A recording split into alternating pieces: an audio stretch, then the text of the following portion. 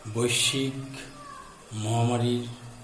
মহামারীতে সকলে সুস্বাস্থ্য কামনা করে আজকের ক্লাস শুরু করছি।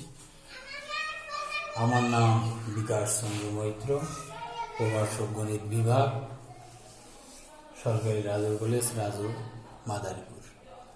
আজকের আলোচ্য বিষয় দ্বিপদী বিস্তৃতি, যার ইংরেজি নাম হলো বাইনোমিয়াল এক্সপেনশন।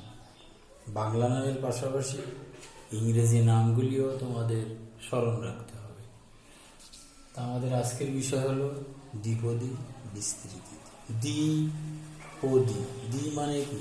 দুই, আর পদী মানে দুইটি পদ। তাহলে এখানে দ্বিপদী মানে দুইটি পদ। দ্বিপদী উপপাদ্য যেটাকে বলা হয় বাইনোমিয়াল থিওরেম, সেখানে দেখো দুটি পদ আছে, এ প্লাস এক্স, এ আর এক্স দুটি পদ। তো এই দুটি পদের আমরা বিস্তৃতি করব। এই থিওরির নাম হলো কি? দ্বিপদী উপপাদ্য।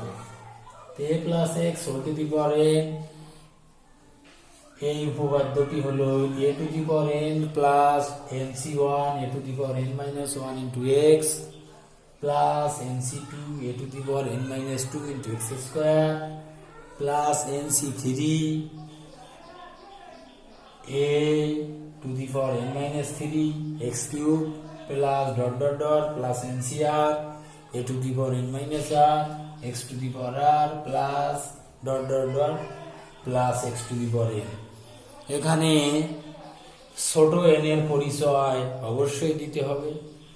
ছোট n হলো n belongs to n, মানে n হলো যে কোনো স্বাভাবিক সংখ্যা। স্বাভাবিক সংখ্যা কাকে বলে তোমরা বাস্তব সংখ্যায় শিখেছো, 1 2 3 4 5 ইত্যাদি, এইগুলিকে বলা হয় স্বাভাবিক সংখ্যা। ইংরেজিতে যাকে বলা হয় ন্যাচারাল নাম্বার। এখানে ছোট n সব সময় স্বাভাবিক, যে কোনো স্বাভাবিক সংখ্যা। এখানে ভগ্নাংশ বা ঋণাত্মক কোনো সংখ্যা হলে সে এখানে এই উপপাদ্যটা সেই ক্ষেত্রে প্রযোজ্য নয়, তার জন্য অন্য আর একটা উপপাদ্য আছে। এখানে আমরা দেখি যে যখন a plus x whole to the power n একে বিস্তার করব, তখন এই পদ সংখ্যা কত হবে? সব সময় পাওয়ার যা থাকবে তার সাথে পদ একটা বেশি হবে। আমরা দেখো উচ্চ মাধ্যমিক স্তরে আমরা শিখেছি a প্লাস বি স্কোয়ারের সূত্র কি শিখেছি? a square plus 2ab plus b square. এখানে পদ কয়টা? তিনটা। এইখানে দেখো আমরা এই সূত্রটার সাথে যদি মিলাই নেই, প্রথমে ছিল আমার এর জায়গায় এই আছে, এক্স এর জায়গায় কি বি আছে, তো এ স্কোয়ার এখানে সির মান ছিল 2c0 2c1 2c2। কখনই নিচের মানটা বেশি হতে পারবে না, 2c3 এরকম হয় না। তাহলে এখানে আমরা তিনটে পদ নিতে পারতেছি, 2c0 2c1 2c2। যেহেতু পাওয়ার আমার 2 আছে, 2 এর বেশি আমি যাইতে পারতেছি না, তাহলে এখানে 2c1 মান হলো 2। তাহলে আমরা এখানে এটা ভাঙাই কি করলাম? Square plus 2ab plus b square. এখানে পাওয়ার ছিল কত? 2, আর এখানে পদ আসছে কয়টা? একটা, দুটো, তিনটে, তিনটি পদ আছে। তাহলে দেখা যাচ্ছে পাওয়ার থেকে সবসময় একটা পদ বেশি।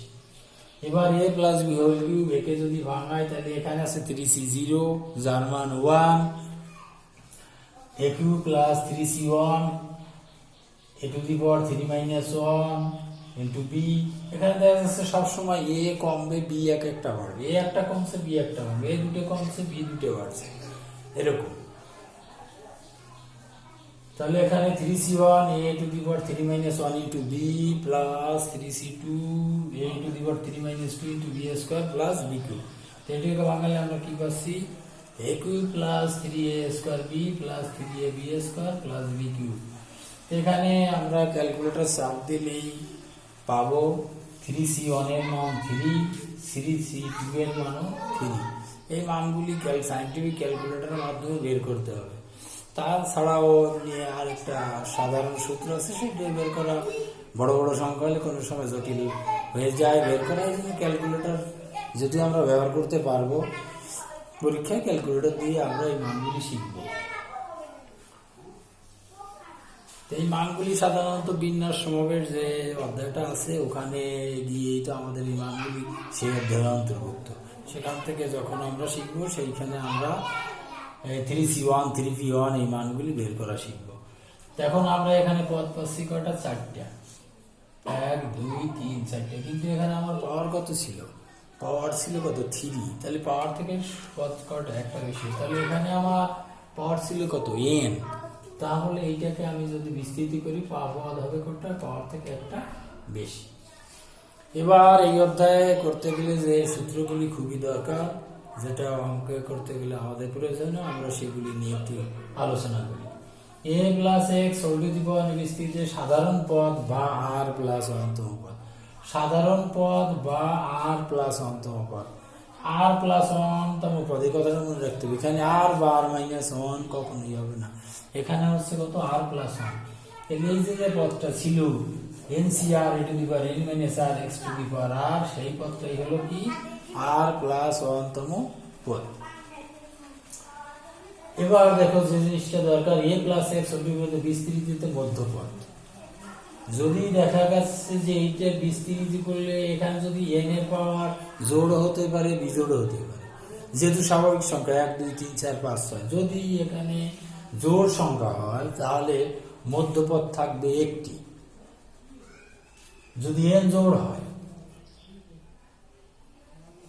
এন যদি জোড় হয় 2 4 6 8 10 ইত্যাদি ইত্যাদি, বা যদি স্বাভাবিক সংখ্যা হয় তাহলে তার মধ্যপদ হবে জোড় হলে একটি হবে। এবং সেটা কেমন হবে? n/2। সোজা কথা, এই পাওয়ার যেটা ছিল সেইটাকে 2 দিয়ে ভাগ যোগ 1, যততম হবে তততম। যদি 10 হয় তাহলে 10/2 প্লাস 1, 5 দুগুণী 10, 10 আর কত? 11। তাহলে 11তম পদটা হবে এখানে মধ্যপদ। আর যদি বিজোড় হয় তখন সেক্ষেত্রে দুটো আসবে। বিজোড় মানে তারা 5 7 9 ইত্যাদি 11। তাহলে সেই মানটা এখানে বসাতে হবে, 2 দিয়ে ভাগ করে 1 যোগ করে একবার 2 দিয়ে ভাগ করে 1 যোগ আর একবার বিয়োগ করে। তাহলে এখানে পাওয়া যাবে দুটো পদ। বিজোড় হলে কয়টা পদ? দুটো মধ্যপদ। বিজোড় হলে দুটো মধ্যপদ। যেমন আমরা একটা উদাহরণ দিয়ে বলতে পারি, এখানে যদি 5টা পদ থাকে, 5টা পদ থাকলে তার মাঝে হলো একটা, মাঝে একটা, তাহলে মধ্যপদ হচ্ছে 1 2 3 নাম্বারটা।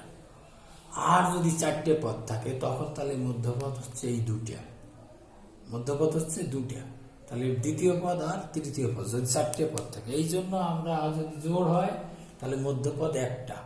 জোড় হচ্ছে কিন্তু এন, এন জোড় হচ্ছে মানে কি? তাহলে পদ সংখ্যা 1 বেশি। যদি এন এর মান 4 হয় তাহলে পদ সংখ্যা কত? 5, 5টা। তাহলে 5টা হলে তার মধ্যপদ। তো এন যেহেতু জোড় হচ্ছে, পদ সংখ্যা হচ্ছে 5টা, তখন মধ্যপদ তার কত হচ্ছে? একটা। 5 হলে কত? এখানে যদি 4 বসায়, 4 যেহেতু আমরা ধরছি, কত হবে?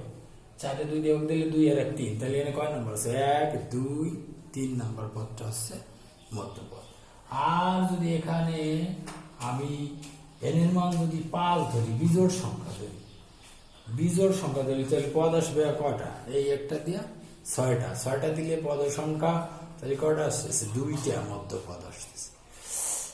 তাহলে আমাদের খেয়াল রাখতে হবে আসল কথা, যদি এন জোড় সংখ্যা হয় মধ্যপদ হবে একটা, আর এন যদি বিজোড় সংখ্যা হয় মধ্যপদ হবে 2টা। সেখানে এন এর মান এখানে বসালে আমি পদ 2টে পেয়ে যাব, এখানে বসালে পদ একটা পেয়ে যাব। এবার আমরা একটু ব্যবহারিক অঙ্কের ক্ষেত্রে আসি, দেখি সেখানে কোনো সমাধান খুঁজে পাই কিনা। এবার 2 × x³ - 1/x whole to the power বিস্তৃতিতে x টু দি পাওয়ার 12 সম্মিলিত পদ সহগ নির্ণয় করা। সোজা কথা, এইটাকে যদি বিস্তৃতি করি, যে ক্ষেত্রে x এর পাওয়ার 12 আসবে তাহার সহগ কত থাকবে, তার সাথে কত থাকবে, এটা আমাদের নির্ণয় করতে হবে। এটা যদি সূত্রের মাধ্যমে যায়, আসতেছি সূত্রের মাধ্যমে যদি যায় তাহলে দেখা যাবে এত বিস্তৃতিতে আর প্লাস অন্তম পদ, সূত্র কি? এনসিআর, যেটা আমরা শিখছিলাম, n c r a to the power n minus r x to the পাওয়ার।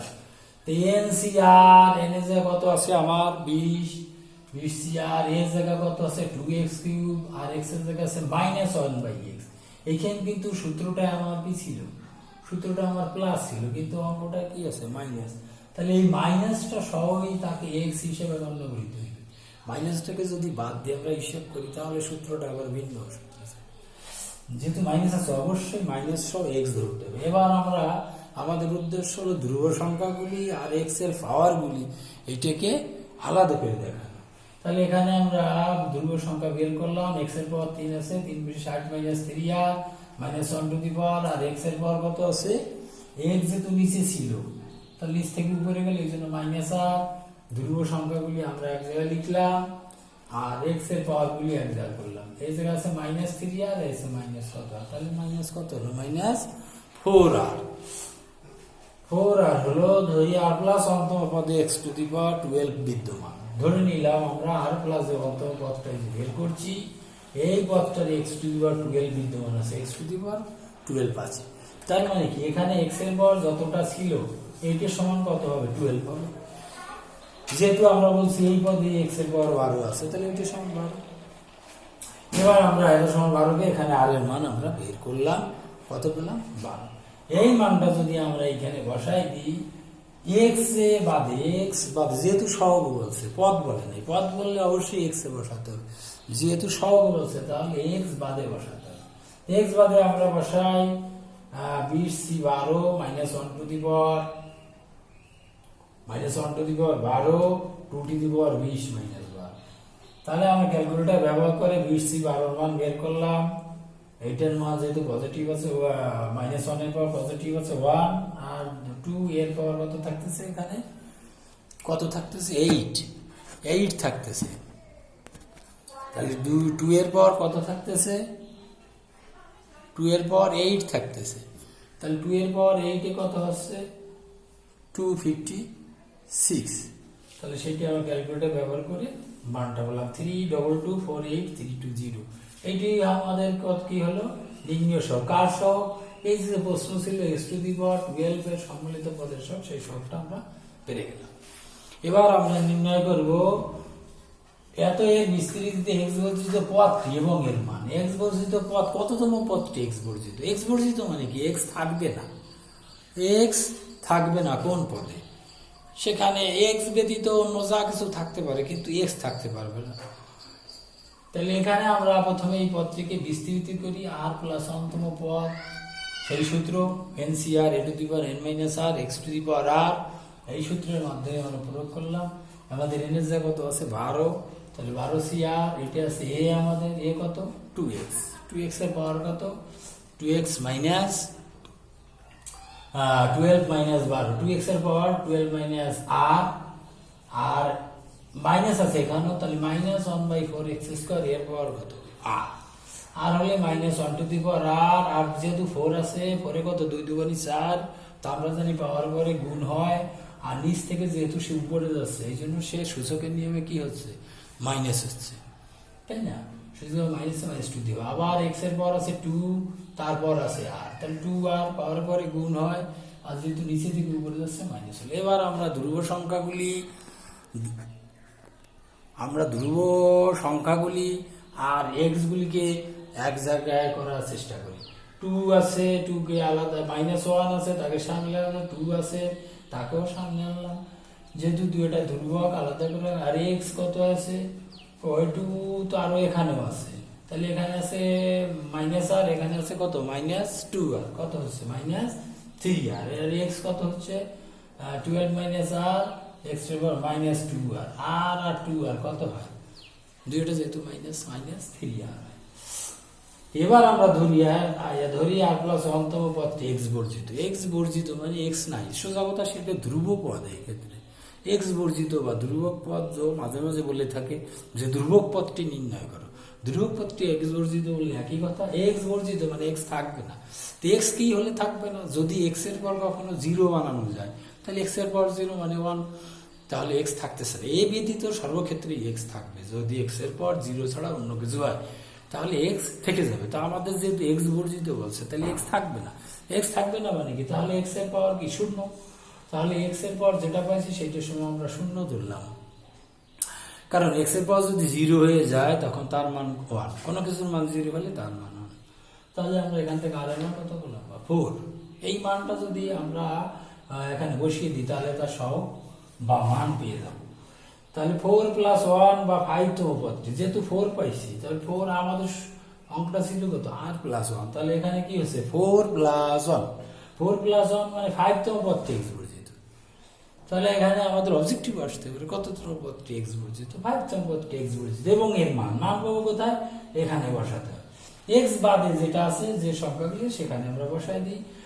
তবে এখানে একটু খেয়াল রাখতে হবে, ছেলেমেয়েরা বেশিরভাগ ক্ষেত্রে এখানে আর এর মান যেহেতু আমরা 4 পাইছি, কিন্তু কখনো কখনো তারা এখানে যেটা 5 কথা বললে 5 তম পদ, আর এর মান কখনো 5 বসিয়ে দেয়। এই জন্য সাবধানতার সাথে আর এর মান যা পাইছে আর এর মান বসাতে, আমার তো 5 বসানোর দরকার নেই। আর এর মান কত পাইছি 4, তাহলে আর এর জায়গায় 4 বসাবো। 12c4 - 1 to the power 4 2 to the power 12 - 3 into 4, তাহলে এটা যেহেতু 12 12 0 12 power 0 1 আর -1 এর পাওয়ার আছে 4, সেটা কি হলো জোড় আছে যেহেতু মাইনাসের পাওয়ার, তাহলে পজিটিভ হয়ে গেল।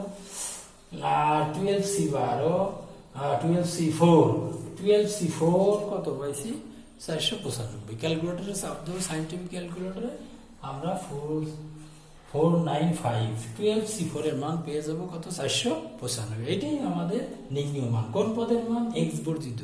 সোজা কথা ধ্রুবক পদ, যে পদে x নাই। সবাইকে ধন্যবাদ।